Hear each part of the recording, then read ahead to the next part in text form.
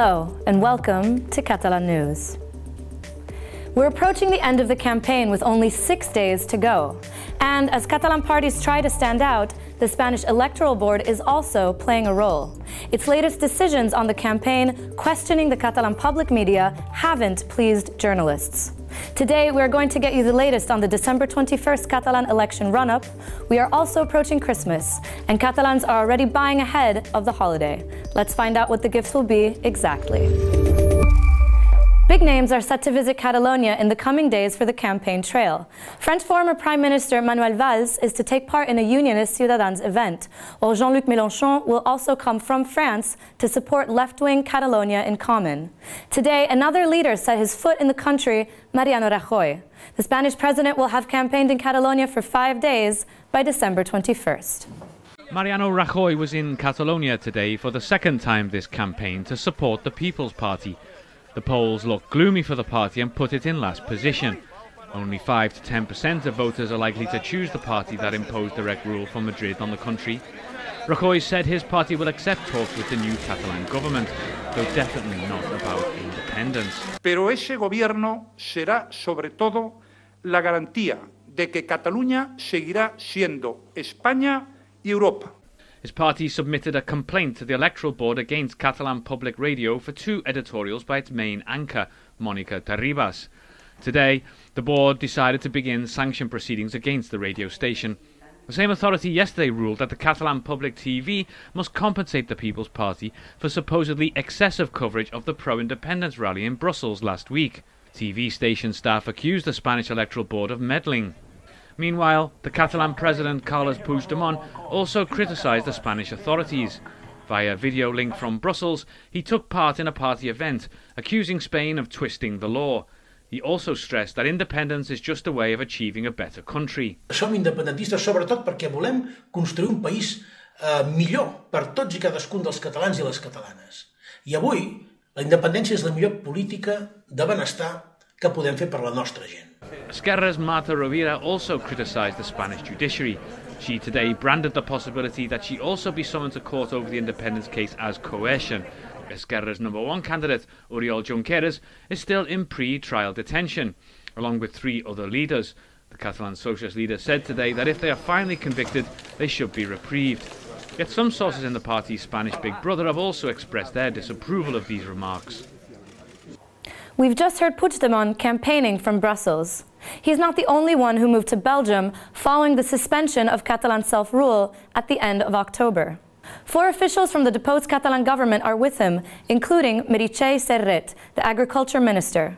In an interview with the Catalan news agency, she said that she is willing to return to Catalonia. Yet, she added that if that means being jailed right after setting foot in the country, she'd rather stay, as incarceration would mean giving up. Serret also asked whether Spain will continue with its repression, as she said, after the election. A qui s'ha d'interpel·lar, sobretot, és a qui està impulsant l'article 155. Què pensen fer?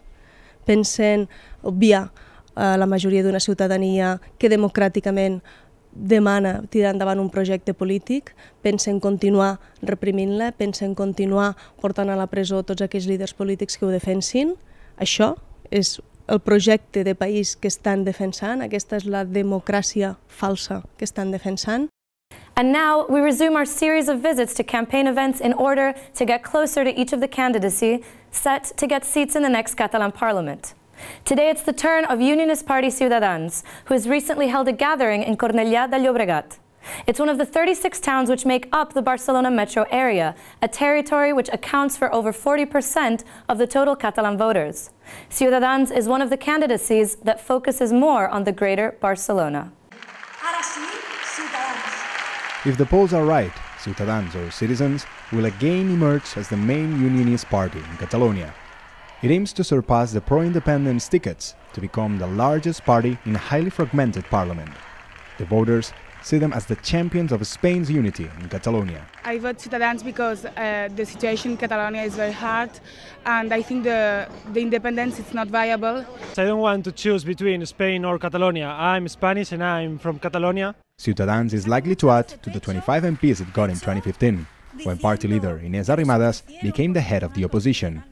At the European Parliament, Ciudadanos is part of the Liberal group. The party's motto implicitly disregards the validity of the October 1st referendum on independence. Ciudadanos backed all of Spain's efforts to trump plans for independence.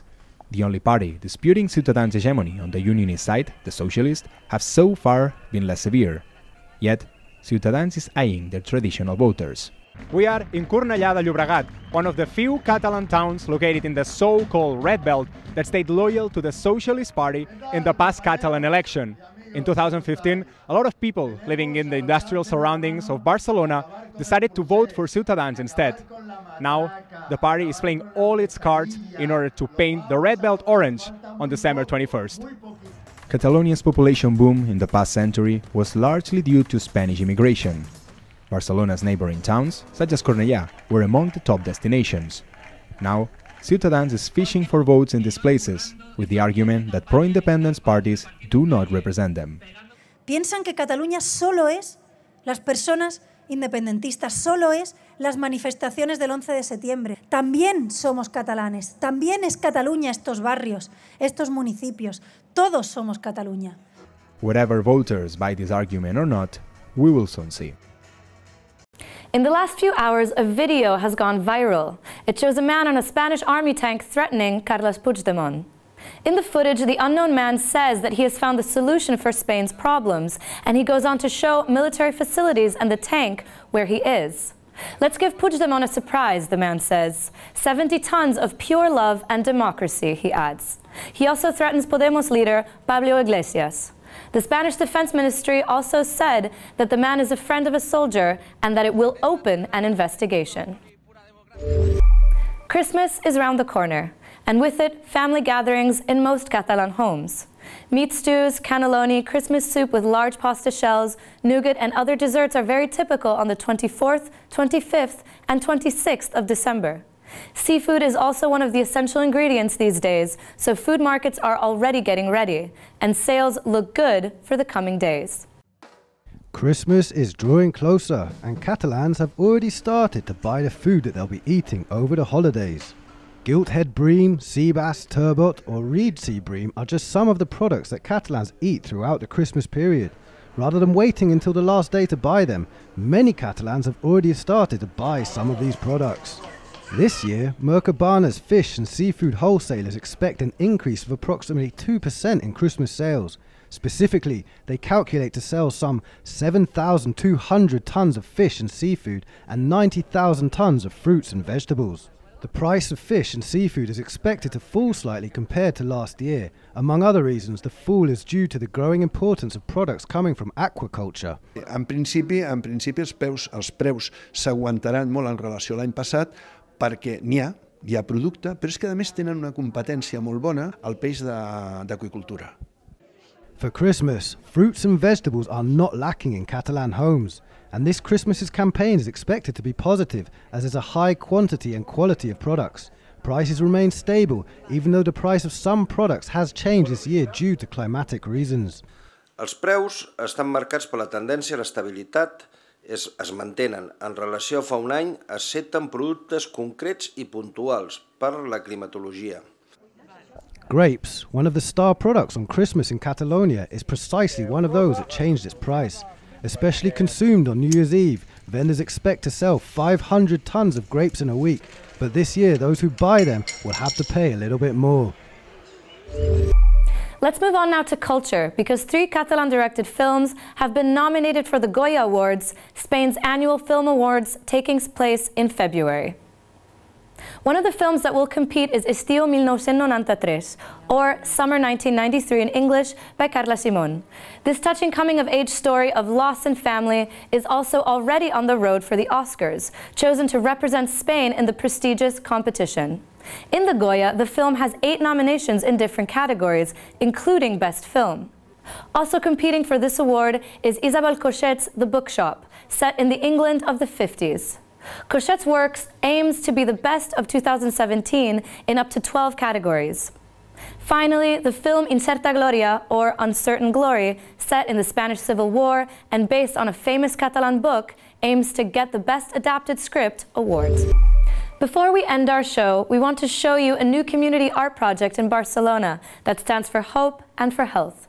A colorful mural now decorates a hospital wall, painted by healthcare professionals, families, and hospitalized children. It aims to bring positive energy, creativity, and strength to those who need it most. We hope you enjoy, and we'll be back tomorrow.